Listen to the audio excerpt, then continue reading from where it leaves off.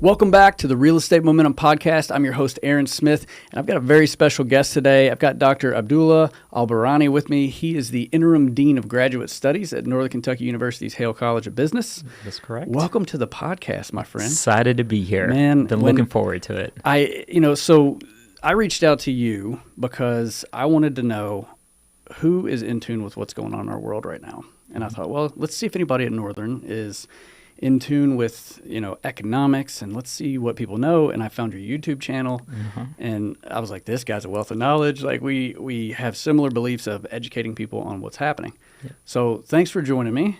Thanks for including me. Yeah. So I guess describe to me a little bit about your role at Northern, just so people have an idea of who you are, kind of your background in econ and all that. Yep. So I'm associate professor of economics. I live, breathe economics. I love data. I love analyzing the world, making sense of it.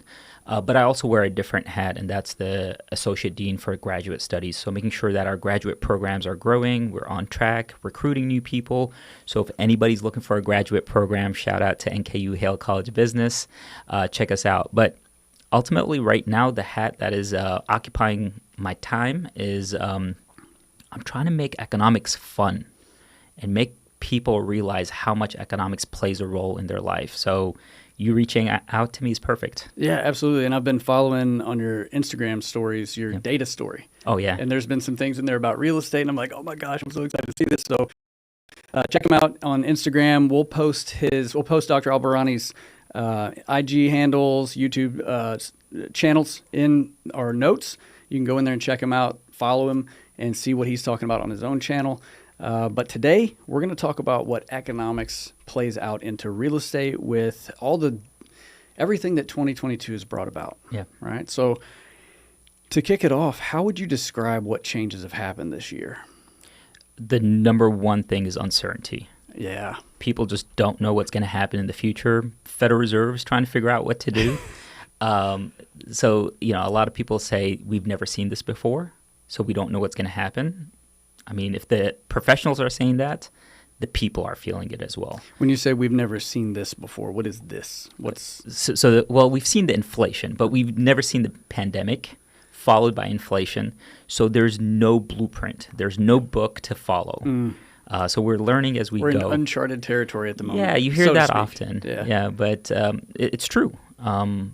Sometimes it's scary, but these are the times where you could actually make money if you're ahead of it and if you're willing to take on some risk. Yeah. And be patient. Patient is key here. Yeah, and I'm sure we'll get into that as far as opportunities for home buyers, opportunities for investors, that sort of thing.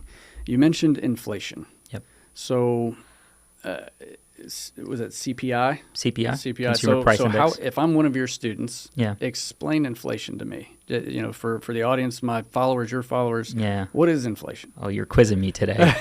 So simply put, what the Bureau of Labor Statistics does is they follow a typical family of four that lives in an urban area, and they create a basket of goods that they would usually buy, and they just see how expensive is that basket every month.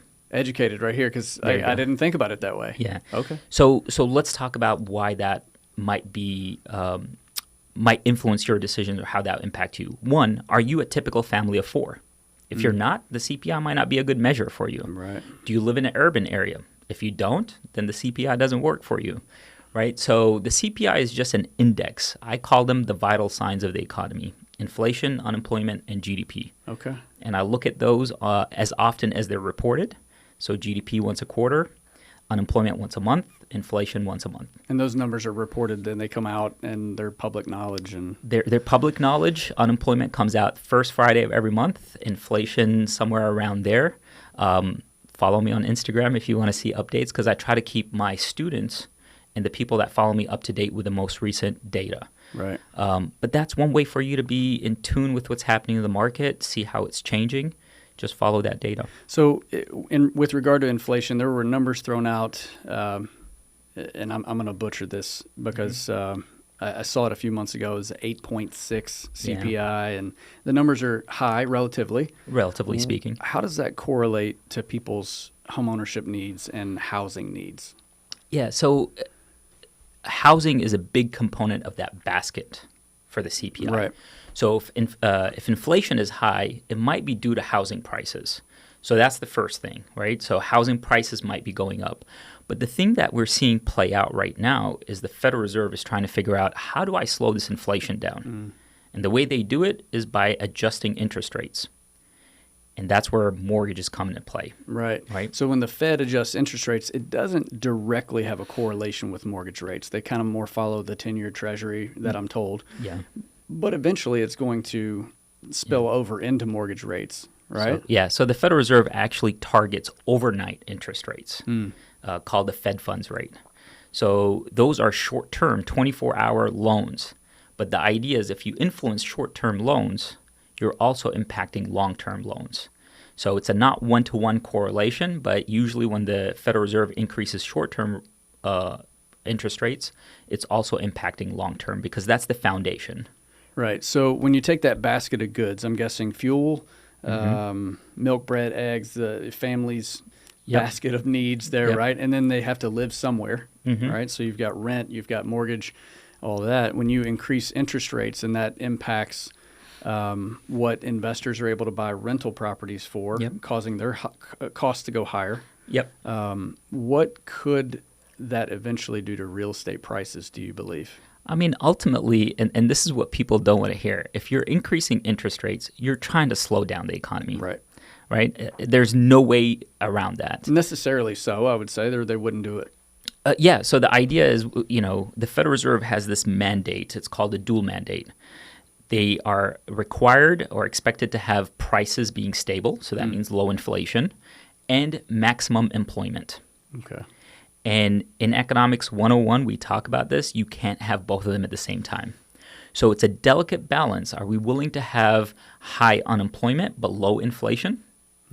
Or do we want high inflation and low unemployment? It's lesson number one. And you're a realtor, you know this. Everything has a trade-off. Right? So what are you willing to give up to gain what you want? And right now, our biggest concern is inflation. So if we want to pull inflation down, we're going to slow down the economy. That means people might get laid off and unemployment goes up, right? Luckily, and this is where I say we're in uncharted territory, for the past couple of months, the Feds have been increasing interest rates, but the labor market hasn't really responded. So that has given them more ammunition to say we have room to increase interest rates more. So they're just kind of putting their foot on the gas pedal a little bit at a time to see, okay, how much can we nudge this until unemployment starts to rise a little bit? Exactly. They're aiming for a soft landing. So they want to get to the point where unemployment starts to creep up, but it's not too bad that we go into a deep recession. Gotcha. So gradual as can be without upsetting too much. That's the goal. But I actually have a video coming out this Friday. If you look at mortgage interest rates, right? So I'll give you a teaser to the video. So when I talk to people about the high cost of mortgages right now, 7.05% average rate past week, they say, oh, this is nothing compared to the 80s. Well, yeah, 80s, I plotted the data, average 30-year fix was 18.1%. So by comparison, huge difference. But if you compare the growth in the interest rate, so the rate of change of the interest rate, in the past 1 year, our interest rate, mortgage interest rate, has grown by 118%. So it doubled plus 18. Exactly. Wow. Whereas in the 80s, the highest the growth rate was 60%. So it's not the number that matters as much as the rate of change. Yeah. So that leads me into the next conversation of affordability, right? So affordability is something that we talk about when it comes to, home prices went up like crazy. You know, I remember like it was yesterday when the term social distancing became a household term. And we were all like, okay, what's social distancing? 6 feet apart. You can't go over to your in-laws' house. You can't mingle, right? Agents were calling each other left and right, like, how do we show houses? Like, what's this mean? And a month later, it was like April 12th, 30 days after, like the market just took off like a rocket. And then the number of homes that were available went down while the demand went up. And that was when the Fed dropped interest rates to zero to keep the economy moving because they knew a storm was brewing. People had all the stimulus in their pockets too. Yeah. So between 2020 and now, let's say in a 2-year span, spring of 2020 to spring of 2022, home values increased by 15 and 16% back-to-back years. So we went up over 30%. So, and the reason that people were able to stay with that pace is that interest rates were, well, I think I saw somebody get a 30-year for 2.5 fixed. That's crazy. That's insane. That's cheap money. That is cheap money. Yeah. So when it comes to affordability, and then we flipped the script, and I think it was mid-June, we saw interest rates go from, I think they were in the high 3s, low 4s, up to, and now they're at 7.05 on an average. So what does that do to somebody's mortgage payment? So their mortgage, somebody going, if they locked in at the 2%, they're good, right? But somebody going into the market right now, they're going to be either pay a higher mortgage or buy less home. Right. That's it. That's or their income has to come up if they want to afford it. But most of us, our incomes are not growing as fast as interest rates or home prices. So what ends up happening, and for the real estate market folks, is people end up buying smaller homes. Now, let's go back to March 2020 and April 2020. The pandemic, like it shook us. It impacted every part of our life, including what we define as a home. Ooh, okay. Right? Yeah. So it became, my home has to have an office. My home has to have a backyard. My home has to have a place where I could invite my family and social distance. So we saw the average home size increase, and now I think we're going back to redefining, and I'm seeing it in my own personal life. Like I've cut my square footage by half in the past year because now I'm able to go out. I'm able to buy a smaller home because I'm able to spend my money other places. It's almost like a rebound effect. It is a rebound effect. It's reallocating your funds to, depending on your preferences, and our preferences have changed. But that, I think, is where your job becomes really difficult. Yeah. You're trying to figure out what people want when they haven't really figured out what they want. And that's exactly, that's the first conversation we have is, well, what got this what got you excited about moving? Because I want to know, okay, what is the effect? Like what caused all of this conversation to happen? And it could be they want to be closer to family. They want to have more space. They want less maintenance, whatever that is. So we do that consultation. And the other thing that I think is highly important for real estate agents to cover with their clients right now is not the fact we're not going to go into the past and talk about what you could have afforded. Yeah. We're not going to talk about what your neighbors sold their house for this time last year because we're talking Mars and Venus here. Yeah. Two totally different planets. Because if my neighbor sold their house for $200,000 and that buyer got a payment of $1,000 a month, I can't necessarily sell my house to that same buyer today because their payment's going to be $1,500 a month after all that interest is put in there. So that's what we talk about when affordability comes around. And if agents would do a job of setting the expectation that this is not abnormal, this is actually the way things are dealt with. This is the natural occurrence of a real estate market. It just so happens that it happened very quickly. Yeah.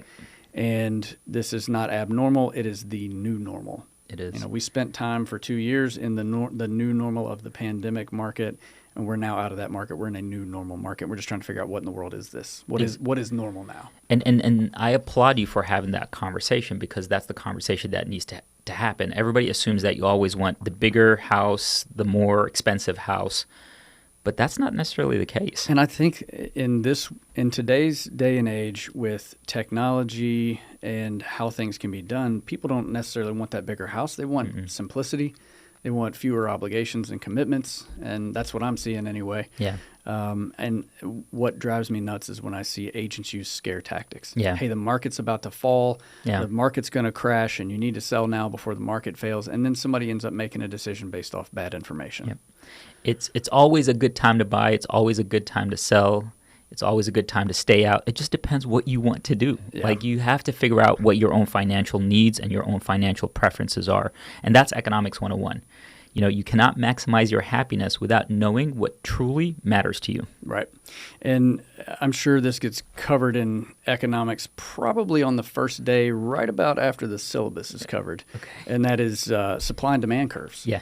And what I just saw on our Northern Kentucky stats, and you probably saw the video where I track this, and I keep track of active properties on the market and pending properties. Yeah. Well, since mid-April or May of 2020, the number of pending properties has been far and above the ones that are available on the market. And what we just saw at the end of September, when all of the end-of-month closings occurred, the number of pending properties dropped significantly, and it's still above. There's still more pending properties than active properties. Okay. And I watch that like a hawk because the pending properties, it gives me about a 30-day lag on buyer intention and demand. Okay. Somebody intended to make an offer and buy a house, so that's the number of homes that are pending right now. And then the active properties, it's what's available for new buyers to buy. Yeah. And to me, the closer those two lines get to each other of supply and demand, the closer we are to an equilibrium and just a leveling out of prices. Okay. And So you're, first of all, Yeah. I appreciate you speaking my Call me out. language. Yeah, no, call no, me out. I like it. And that's what I love is, being in tune with the data and having your own vital signs that you follow is really important.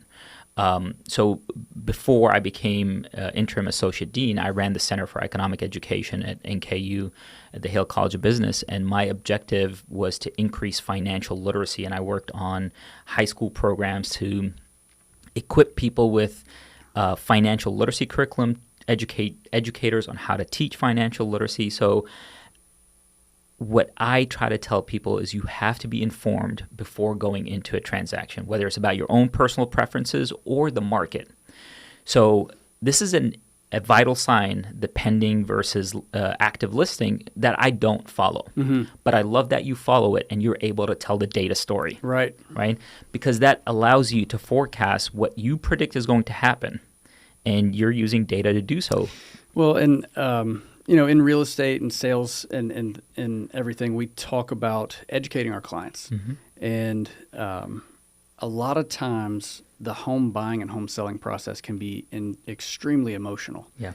And we hear so much information. It could be the national news. It could be mom and dad who haven't sold a house in 20 years. Yeah. They could be giving bad advice, or it could be someone's uncle who was in real estate 12 years ago. Yeah. Totally different market. It's totally different market. So you have to tell that data story. And one of my favorite things to say is, let's have a conversation about facts, not emotion. Let's look at what's actually happening and let that tell the story.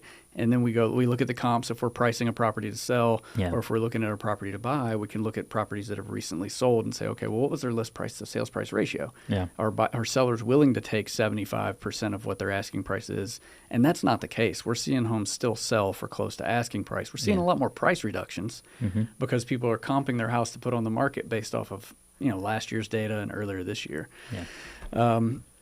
So you obviously work with a lot of graduate students there at Northern. They're going to be coming out of their education process here into jobs. Yeah. I'm assuming, right? They're going to have an income, and they're going to probably start looking to buy their first home.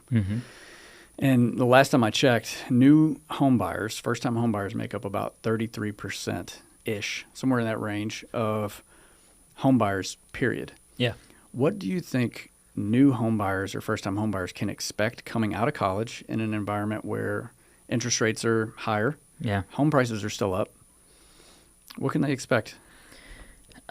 So first of all, we have to talk about some myths when it comes to home ownership. Love a good Mythbuster session. Yeah. Well, maybe it's a hot take, my own personal hot take. Sure. One of the things that I really don't like when it comes to home buying is this narrative that a home is always an investment. A home is just like any other good that you're consuming. Now, an investment property is one that you own and you rent out. That could be an investment property. But your own home is not an investment. At least that's my take. And you have a lot of mortgage brokers, realtors, people in these financial gurus on YouTube saying that buy a home because it's an investment. Right. Do you follow Robert Kiyosaki at all? Yeah. So Rich Dad, Poor Dad is the Bible, right? And maybe I'm picking on him or supporting him, however way you want to put it. But it is a cash flow process, right? And the analogy that I heard once was if you own an investment property and someone's paying to live there and they're paying for the mortgage, taxes, insurance, and utilities and that sort of thing, and it's got 1 penny of cash flow, you have an asset. That is true. And the home that you live in, Yeah. well, if you don't pay the mortgage on it, nobody else is. Yeah. So that thing will eat you alive. Yeah. It's And a liability. I would say it's an investment in the sense that you own something that is of value, Yeah. just like you could own a piece of gold that is of value. But the house, you got to keep paying for that thing because, it's paid off. But if you don't pay your taxes, they will take it from you. Yeah. So, I 100% agree with the fact that it's not an investment. It Yeah. is a place where you live and you know. Yeah. So buy a house because you truly appreciate it, right? You value it. You value its amenities, right? You want 2 bedrooms. You want a place that you could call your own. That is a psychological need, Right. right? That is not a financial need.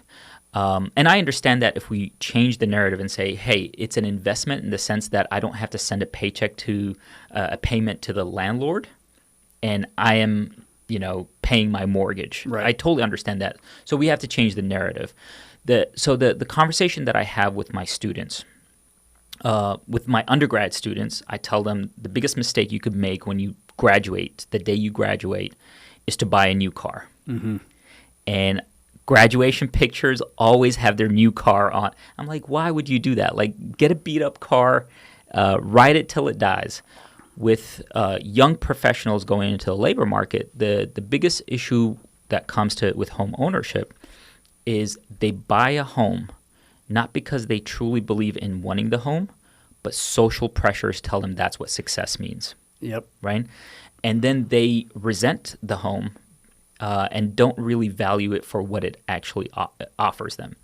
So, and you brought up the idea that, buying a home is emotional. And I wish we talked about this more. It's an emotional process, and people really need to know why they're buying a home.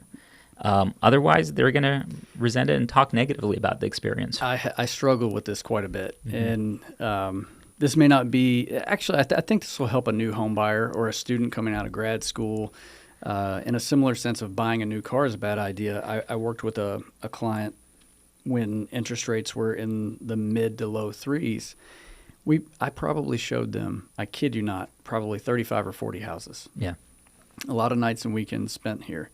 And every time we'd go look at a house, it just wasn't good enough. It had to have those granite countertops, and it had to have the perfect garage and the backyard and everything.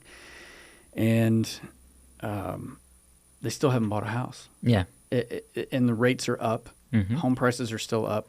And what they could have settled on for something that had, maybe a little older carpet. It didn't have perfect everything, or maybe the countertops weren't what they wanted. Yeah.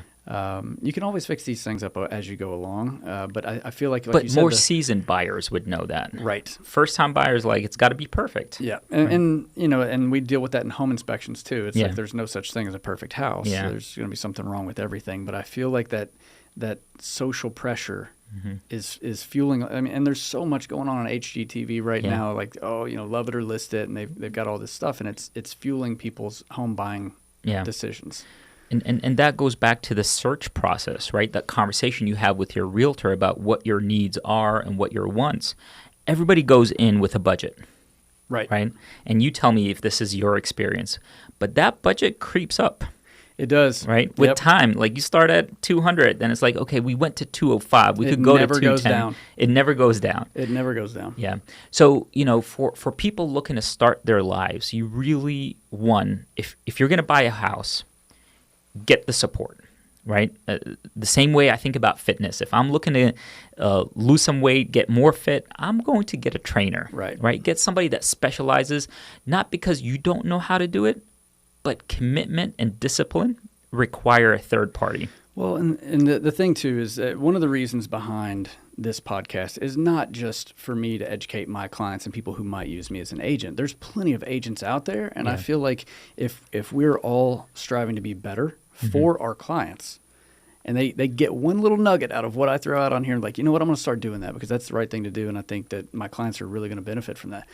And when it comes to that consultative approach, And you're not just asking how many beds and baths do you want, how much do you want to spend, let's go look at some houses. You're actually asking questions on, all right, so what's the long-term play here? Are we going to be here for 5 years, 10 years? So that when we're looking at a house and they're about to talk themselves out of a house that I would be like, man, I'd buy this house in a heartbeat. Yeah. And like they just don't like the fact that the chandelier's not in this side of the room. And it's like, I can then start to go back to that motivation and say, look, guys, I see you guys about to pass on this house because of X, Y, and Z. Or I see that you're about to buy this house and what you told me was you wanted to stay in this price point. Yeah. And I see that you're stretching yourselves. I just want you to know that I am witnessing this. You're in the driver's seat. You call the shots on your own finances. Yeah. And I just want to make sure you know that I listened to you at the beginning. It's important. It is very important. Yeah. And because like you said, they start to resent the house. And the last thing that I want is somebody to be in there and they make that 10th, 11th, 12th mortgage payment. They're like, why in the world did we buy this place? Yeah, I'm going to quote a fact that I don't remember where I got it from, but I remember reading it. Yeah. During the pandemic, there was a survey that said that 30% of the people that bought a house regretted it, right? And it's not because, my personal view, because that was not part of the survey. I don't think people resent buying a house. I believe people feel like they either rushed in or they got swept into this momentum that we all kind of experience. I mean, that's what financial markets are, is just a representation of what all of us are doing. And everybody wanted a house. Well, and, to go back to what is the motivating factor, before home prices started to take off the way that they were, we heard things like, man, we just had a new baby. Yeah. This is number 2. And my mom watches the kids a lot. We just want to be closer to them. We have Sunday dinner with them, or we want to be closer to our school, or we want to be in a different school district. About 18 months into the pandemic, home prices are still going crazy. People are waiving appraisals. Yeah. They're waiving home inspections. I can count, there was about 1 week where I got 4 phone calls. And I was like, what is going on? And the phone calls all sounded like this. Hey, we wanted to talk to you because we're thinking about buying another house. And I was like, okay, cool, awesome. Like, what got this started? And it's like, well, our neighbor's house sold for. Yeah. And it was like, okay, so you're calling me because you have a boatload of equity based on the market today. Yeah. That's the only motivating factor. And then I would have to fall back on the fact that it's like, okay, so when are you going to buy a house? Like, well, as soon as we sell this one. It's like, okay, do you understand that home prices are up right now, which is why you're selling at top dollar, and you're going to have to go back out there and buy at top dollar. So you're paying somebody else's equity position. So are you sure you want to do this? There's a lot of work that goes into selling a house, picking up everything that you own in your house and moving it somewhere else. The transaction cost. Everybody ignores the transaction Soft cost. costs, yeah. Yeah. And it's like there's mental costs that go into this. Yeah. So you look at that motivation, and it's like, I feel like, and I'm not making a prediction here, but I feel like that piece is going to start to fall away a little bit because people see that the affordability is getting chewed on. We're already starting to hear it, right? I mean, it's becoming less affordable to buy a house. You're either going to buy a smaller home now, lower value, or pay a higher payment. That's it. That's the math of it. The question, and you will see this before I see it in the data, is how quickly do people respond, right? And I think what we're going to see in the next couple of months is people still sticking to old beliefs and not responding to the market. Either they don't want to, or they have a pending contract and they have to move, and their expectations are not aligned. Well, and so Gary Keller, he's the founder and CEO of Keller Williams Realty. Love that guy. He's a great thought leader. He wrote a book called Shift in the middle of the last market shift. And it was there to help agents prepare themselves and their clients for a market shift. And there's a chapter in that book called Find the Motivated. And it's for agents to know where to go find business, right? Yeah. And the motivated, I mean, we're talking about people who, there's things that won't go away, right? Families are going to grow. Yep. We're going to lose loved ones that we have to sell their assets off, and the real estate will be part of that. People are getting married and divorced. There's always going to be those things, and those are going to be your motivated people. When I've got a house and I've got an interest rate of 3% for a 30-year fixed, it's big enough, probably too big. We don't need anything this big. But for me to go buy a house, for me to downsize, it's going to cost me more money to downsize than to stay right where I am. Yep. So why would I move? Yeah, and so one of the markets that I study in addition to the housing market is labor markets. And what we are seeing in labor markets are people are reluctant to take new jobs now because they're locked into their interest rate. Nobody wants to give up that 2.5% interest rate. Right. So they're going to give up on a $15,000 to $20,000 pay raise because over the life of the loan, they're going to keep more in financing. So you're saying instead of taking a job, if I live in Northern Kentucky and I get a job offer in Chicago or Columbus or something like that, I'm going to stay put because I can't buy. It's not necessarily because I can't buy, but I'm so emotionally attached to this lower interest rate. Okay. Right? So you're holding on to that gift of a low interest rate. Exactly. Yeah? And you know, sometimes people do this in a rational manner where it's actually optimal for them not to take the job. But some people get so tied up with the interest rate that they give up jobs that would be beneficial over the life because they don't want to give up this. I never thought about that. Yeah. People holding on to that low interest rate and just kind of staying where they are. So, and that's the other thing that I tell my students is, you know, we talk about the benefits of home ownership. Yes, you're growing equity. You have your own place. There's a psychological safety net associated with it. Society says, you know what, you've bought a house, you've made it.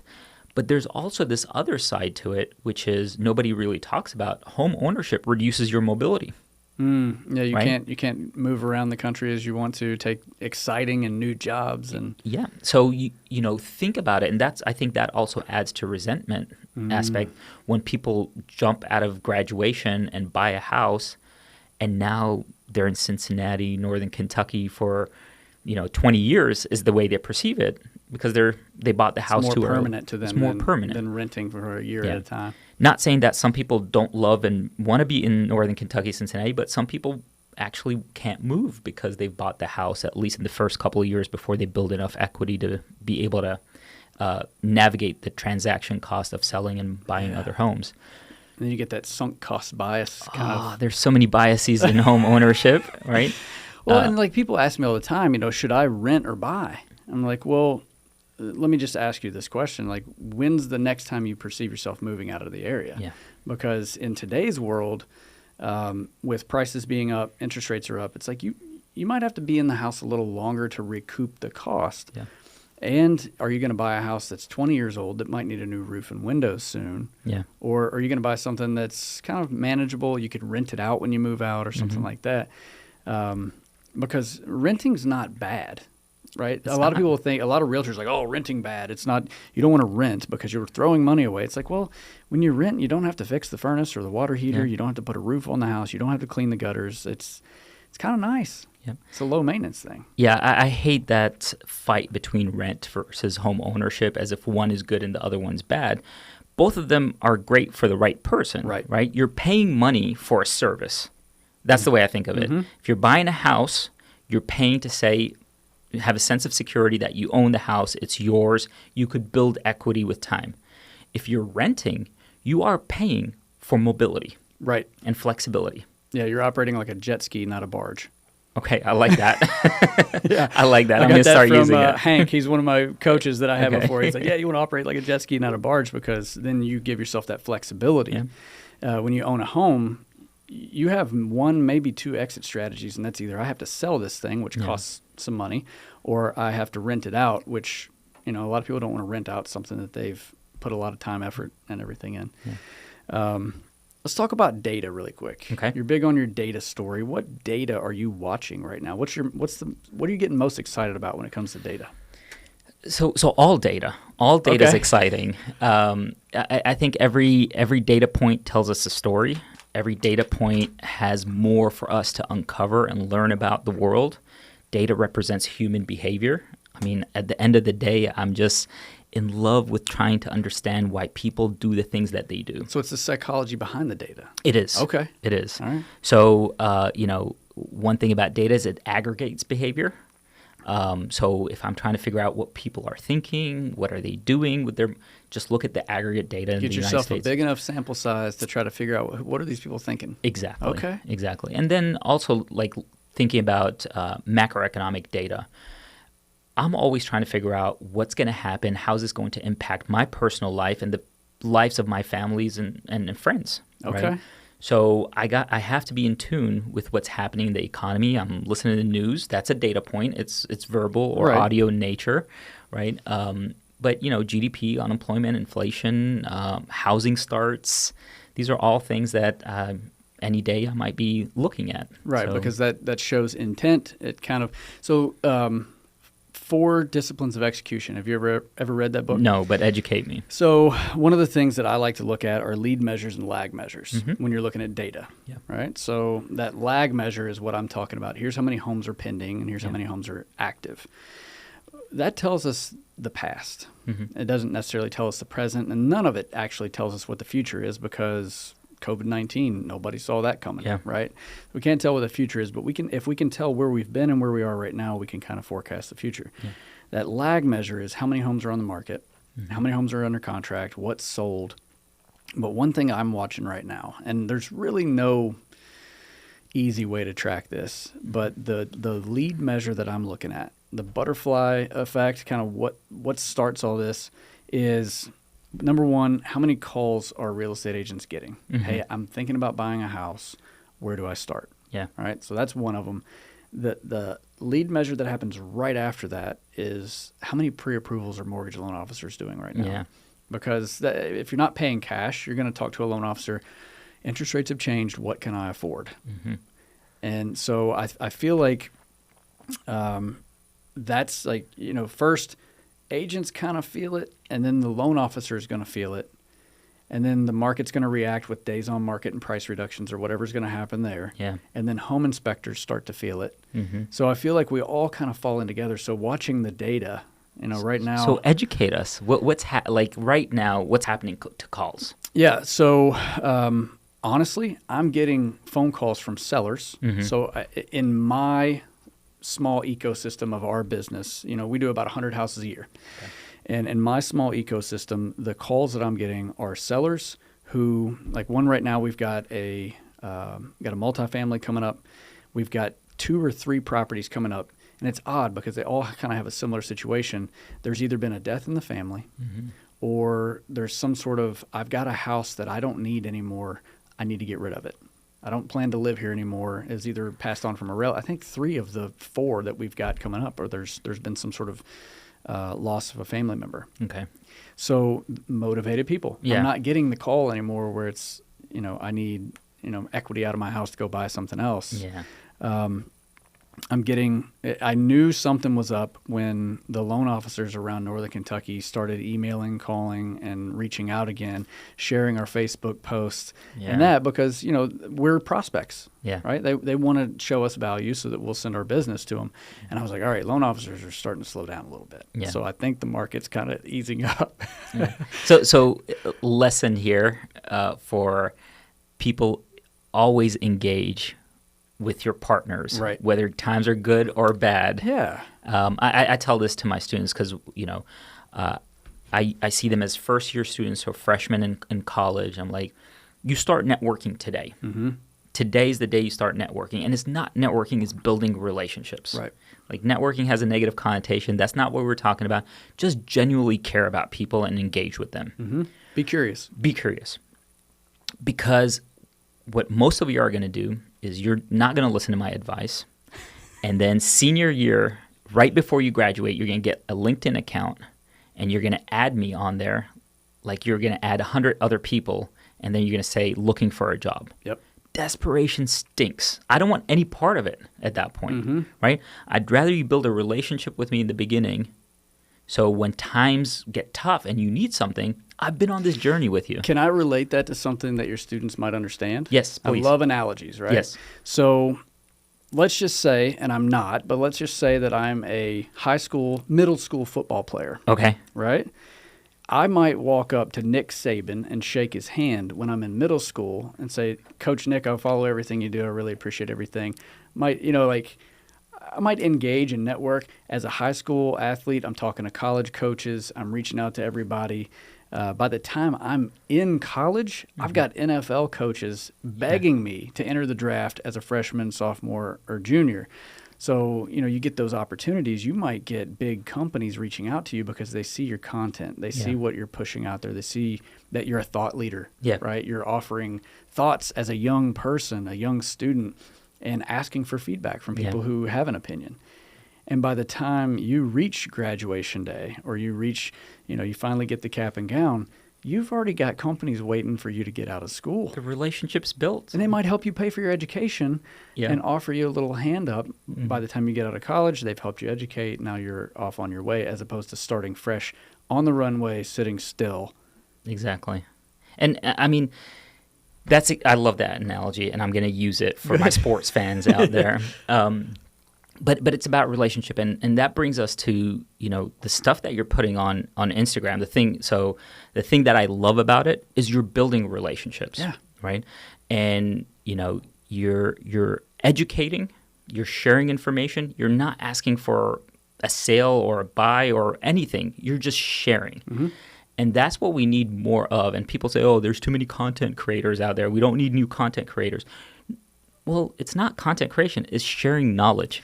Yeah, and you and I might be saying the same thing on our podcast. Yeah. But you're going to say some of the stuff better, and it's going to hit different with different audience. Exactly. So yeah, I mean, you can have all these different thought leaders out there, but if you follow somebody who has the similar values, something's going to hit. And that's all I'm hoping for. I'm hoping that somebody watches it and they're like, you know what? I'm going to make sure my kids understand this. And they tell their kids, and then their kids make great decisions. Yeah. I love everything you're doing. Keep on doing it. I'm a big fan. So thanks. Keep educating. Here's maybe the last question. I'm not sure. I've had several people. You got somewhere to go? No. We could do this all day. I mean, I love it. I until I get hungry. Then I'll start to wilt a little bit.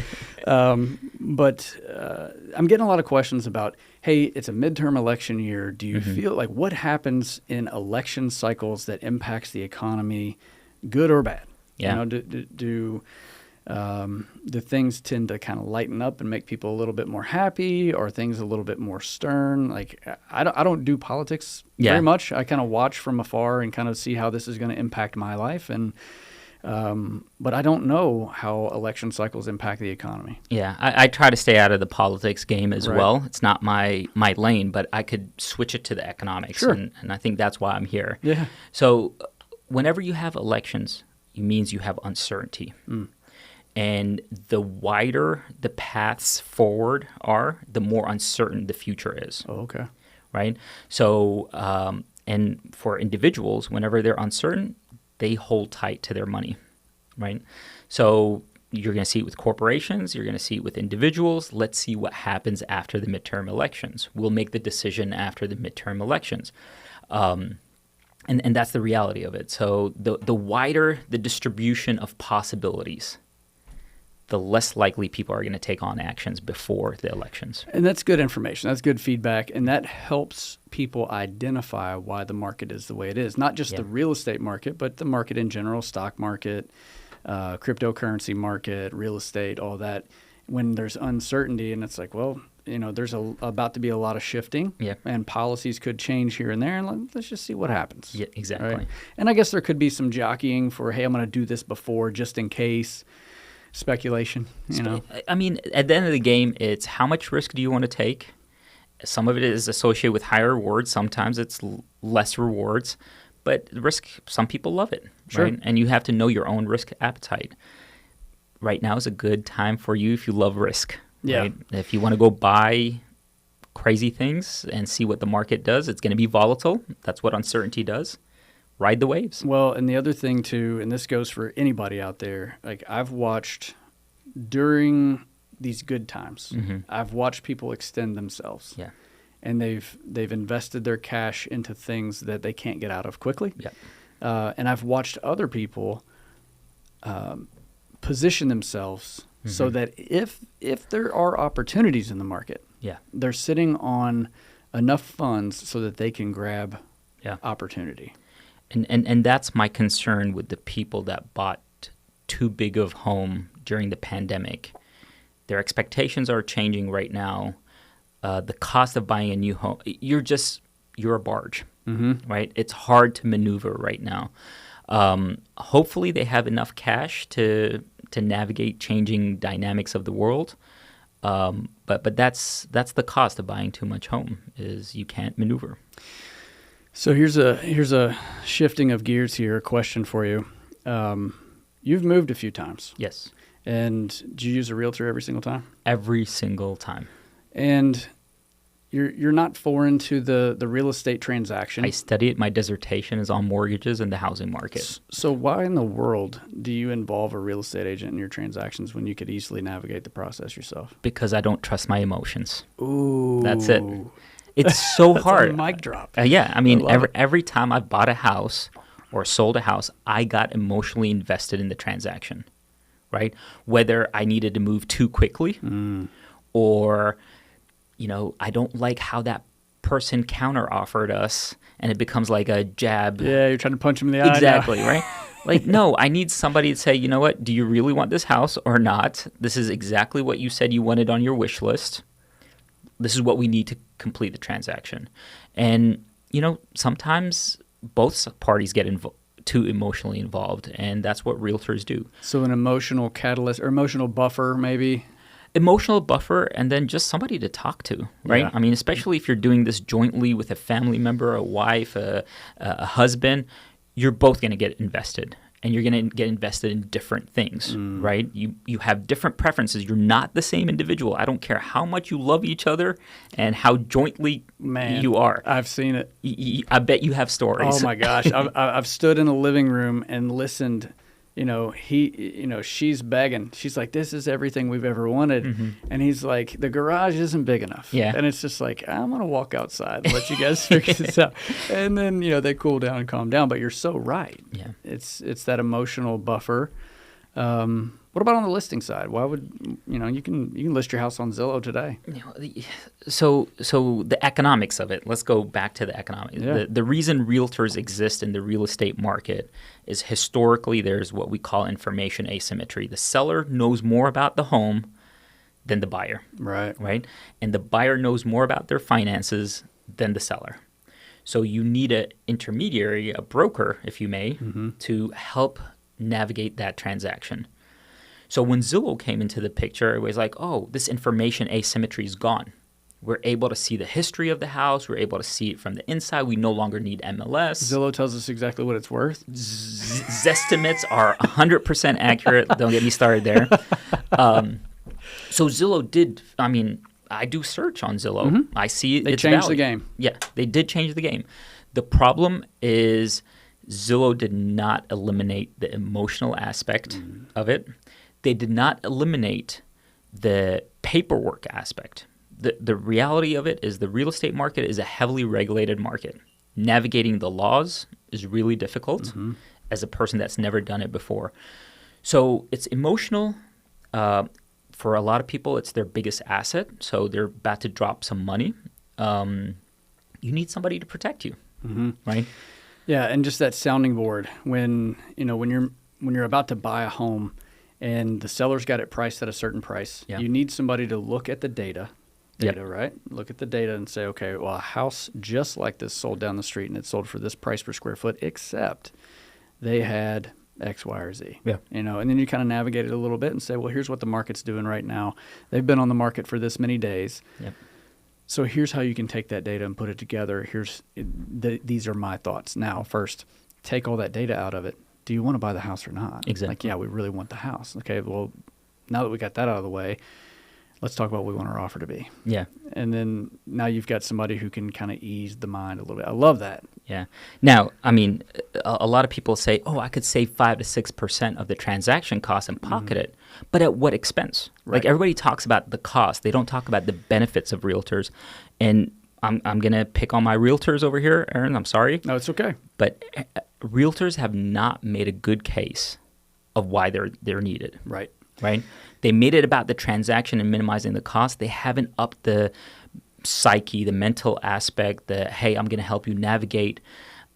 You have somebody in your corner that you're going to trust, right? They started competing with each other, which Zillow wanted you to, on the transaction cost. Like, hey, I'm going to cut my fees. At the end of the day, we're all ignorant people running around trying to sell and buy homes, not knowing what we want to do. Right. So I would love to see realtors do a better job of saying, hey, I'm going to guide you. I'm your shepherd, right? I'm going to show you the way. And less about, hey, this kitchen has granite, or this house has a loft. They could see the house on Zillow. Right. They want to know that. They trust you. Right. And that's why when I bring a new member onto the team, we go walk through houses together. Yeah. We talk about the difference in aluminum and vinyl windows. We Yeah. talk about box gutters versus regular aluminum seamless gutters. We talk about metal roofs. We talk about termite damage, knob and tube wiring, so that value to that customer. Zillow's not going to tell them that the house has knob and tube wiring, and insurance is now going to be an issue. Zillow doesn't know that, and the seller sure as heck isn't going to bring it up. Yeah. So that value there, like what value have you seen implemented? Like if I'm a buyer, right? Obviously, there's the emotional buffer. What value could agents bring to the table that you're not seeing on a regular basis? So, I'll talk about my most recent purchase, Sure. right? So my most recent purchase, I living in one city and I'm relocating to another city, and my realtor, Aaron, really goes and sees the property for me and helps me navigate, because the market's quick, it's moving, and I have so much trust in you that I'm like, hey, do you think this is a good fit for me? If it is, I'm going to drop what I need to do and be there. Right? So these are services, if you may, but I don't think of them as services. I think of it as trust building exercises and knowing that you could depend on somebody. Yeah. So basically, there was a quote that I heard somebody say, and just like you, mine's a quote, yours was a fact. I forget where I heard it. Somewhere. But the quote was, absent of value, price becomes the issue. Yep. So if you can show, if I'm about to hire an agent to list my house, I'm not going to argue what your pay is going to be, as long as I perceive that I'm getting value out of everything that you're giving me, and you're giving it 100%. 100%. And if I'm an agent and I just show up and say, yep, these are the comps, what do you want to price your house at? And then, if I'm letting the seller do all the thinking and all the work, and I'm not really giving them a whole lot of guidance or showing them that I understand the market, why should they pay me? It's microeconomics 101. It goes back to, right? So market structures, we have this idea. If perfect competition, you compete on price. And then monopolies, you have no competitors, so you could earn above normal profits. And in between, you have something called monopolistically competitive markets, right? So let me just go through a quick 2-week lesson in 1 minute. Okay. Perfectly competitive is what you're talking about. If we're going to compete on price, we all die in this industry because we're going to just undercut each other, and then price is the only thing that we're talking about. So people look at it as a transaction. Nobody wins. Monopoly is where we all want to be, but in between going from perfectly competitive markets to monopoly, we go into this area called monopolistically competitive, where we're competing with each other, but we're competing with each other through brand recognition, value. Right? What am I bringing to the table?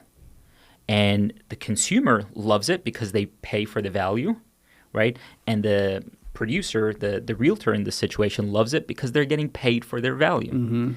So I love the idea of, hey, can we have realtors be in this monopolistically competitive market where now they're thinking, and each one is differentiating themselves by what segment of the market they focus on. Right. How do I look different?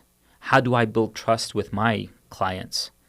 Once we go into competing on price, we all lose. We're going straight to the basement. Yep. Wow. Okay.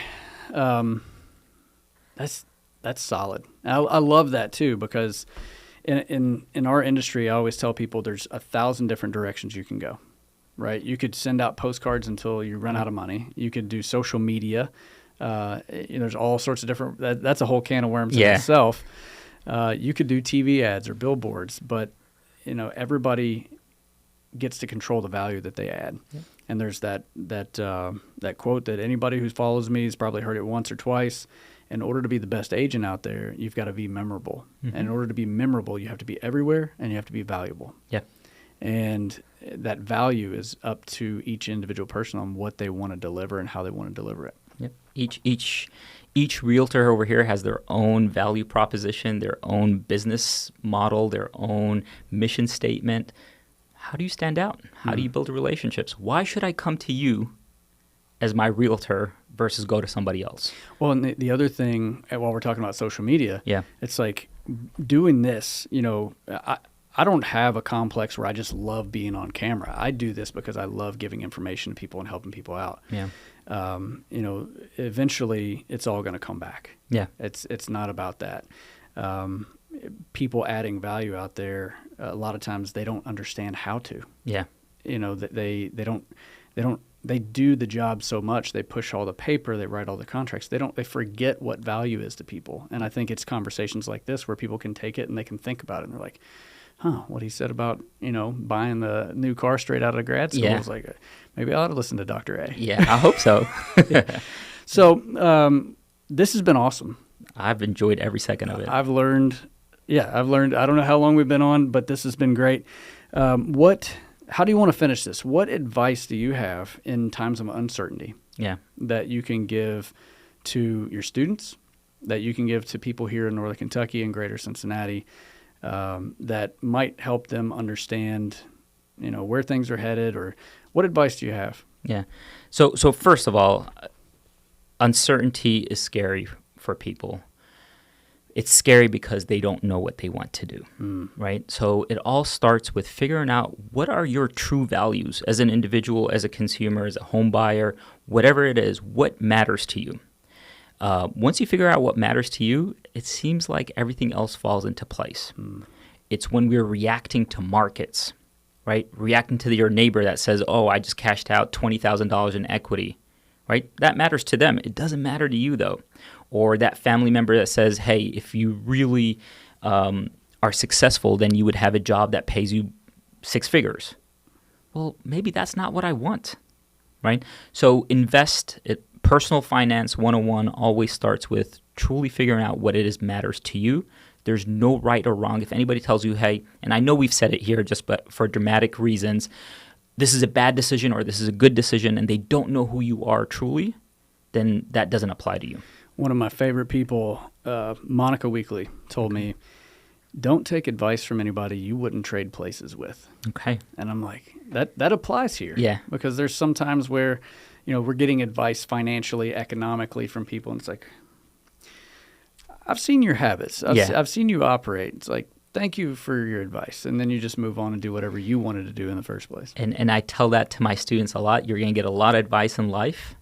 The best response, or the one that is easiest or you should have close to you, is thank you for your advice. Just walk away, right? Everybody loves to give advice. We're doing it here, but you have to truly figure out what matters to you. Awesome. Yeah. I've got a young protege. He's going to be graduating high school and probably going to Northern Kentucky. Okay. Welcome to the Norse. Yeah, that's right. Yeah. And he's probably going to be there in the fall of next year. Okay. Brand new to college. Yeah. What advice would you have to somebody like that? Give him my contact information. I would love to meet with him today as soon as possible, because higher education has a lot of different ways you could navigate it, right? Picking majors. Do you live on campus? Do you live off campus? I have students that don't know office hours are available for students to come talk to the professor. They think you're just there hanging out. So, what they think is office hours means that's the time in my office where I'm working, which makes sense. Yeah. Like the name says, but literally office hours means I'm waiting for you to come visit me. And if nobody does that, then I'm on social media watching your reels, right? So get connected with your faculty. Whatever your major is, stop by. Faculty want to help you. And so many opportunities will open up by engaging with faculty. I love that. If I could go back to my undergrad days, that's the one advice that I would give myself. I would like that when the time comes, I would like to walk him into your office on office hours and introduce him to you. Let's do that. Okay. I would love that. And I'd love to have you on campus. We have a econ club where we work with students on professional development. Yeah. So the idea here is we want to talk about all the things that nobody talks about in higher education. Any question is game. And it's open to, I could come in there and... You could come in there every Thursday, 3 to 4:15. Shoot me an email. I would actually love it if you talk to my students. I'm coming. I'll All be right, there. Yeah. let's do It it. won't be next week, but I'll be there. We'll plan something. Awesome. Guys, this has been the Real Estate Momentum Podcast with Dr. Abdullah Al Bahrani there at Northern Kentucky University. Check out his Instagram stories, his Instagram reels. He's got great content. He tells an awesome data story, and he's right here in Northern Kentucky in our backyard. Thanks, Dr. A. Thanks for having me.